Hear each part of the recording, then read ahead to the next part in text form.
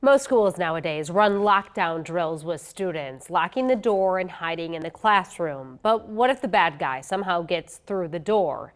In tonight's In the Classroom, photojournalist Stephanie Nolte shows you School Safe at 88 Tactical. It's a class that goes beyond what they teach in school drills.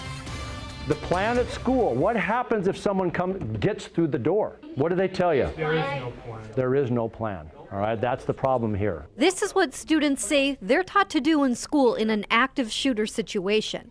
The teacher locks the door and everyone hides quietly in the corner. They're assuming that the door is always going to stay locked for them. And maybe it will. Maybe.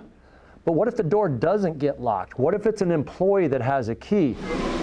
Let's use those desks to make it harder for him to get in here. Get ready, barricade's failing.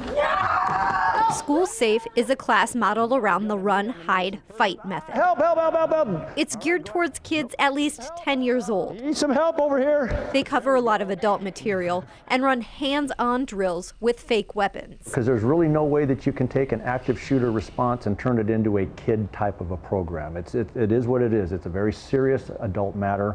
And so we're very blunt with the kids on that. The videos that we show and the things that we talk about are pretty serious. As a parent, you're going to worry about them in any situation, but I think that having the option and knowing what to do is better than being a victim and being helpless. You better run. I got a gun. During this drill, students practice awareness and running towards an exit. Find an exit!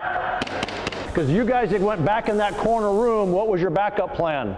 Nothing. You didn't have one. There's nowhere to go. It's not terribly likely that something's going to happen in their school. But if it does, they have an opportunity to be a leader within their classroom. If he sticks it out, I grab it, I bring it in here. All I want to do is hang on tight, and then I'm going to ask for help from you guys. They practice how to take charge of the situation if fighting is their best option. Pile on tight.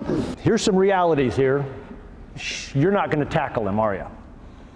Let me ask you a question. If you wanted to hurt him, how would you do it? Right between the legs. That's where you want to get him. Fire extinguishers can be sprayed in a bad guy's face for self-defense. But I guarantee that that's going to affect every single one of us because we wouldn't be able to breathe at the time. God forbid someone actually gets hurt. The tourniquets, they go around the arms and legs. They apply a lot of tight pressure.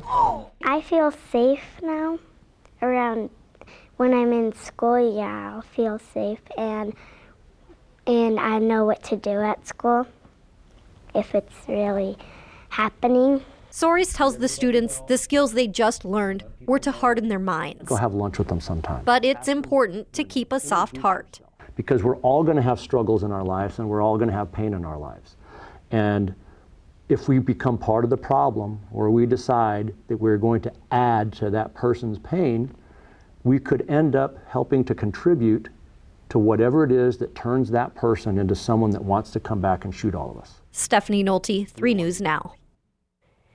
88 Tactical teaches a number of civilian courses on firearms and self-defense. We have a link to those on our website, 3newsnow.com.